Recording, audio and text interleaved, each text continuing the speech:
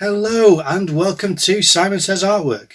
In this video I'm going to be showing you a doodle that I do on a pink envelope. It's only on one panel, but I think it's the good start to a doodle envelope, and I wish I still had it to hand. If I find it again I'll continue with it, but for now I just want to show you what I get up to. So alright, let's take a look.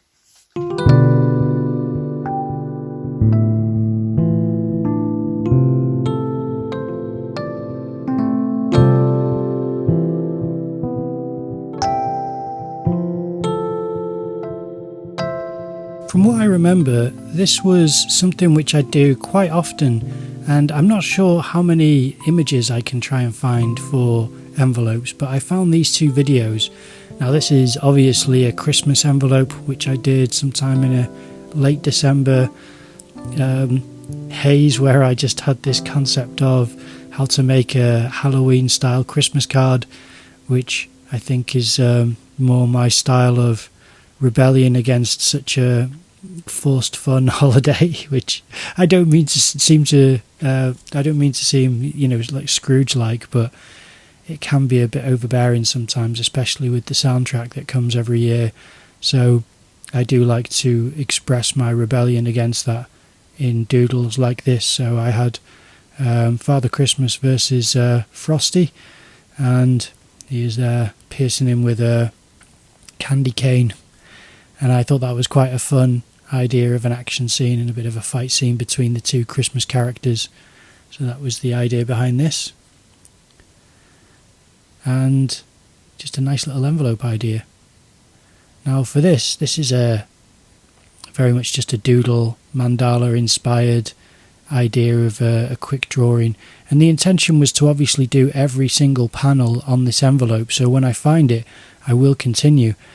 But for the time being we only have this one panel, and for some reason I don't even film the whole process for this. So I think that just this amount of the doodle took so much out of my brain power to try and think of what to do and where the lines should go and what I'm going to do with the forms, and try to create a pattern and something which looks nice and swirly and chaotic, that it just must have overwhelmed me, and I didn't set up the camera for the rest of the drawing. But so far you can see that it is just a lot of lines close together, and a lot of them are contoured lines, which just means that they're curved in a certain direction.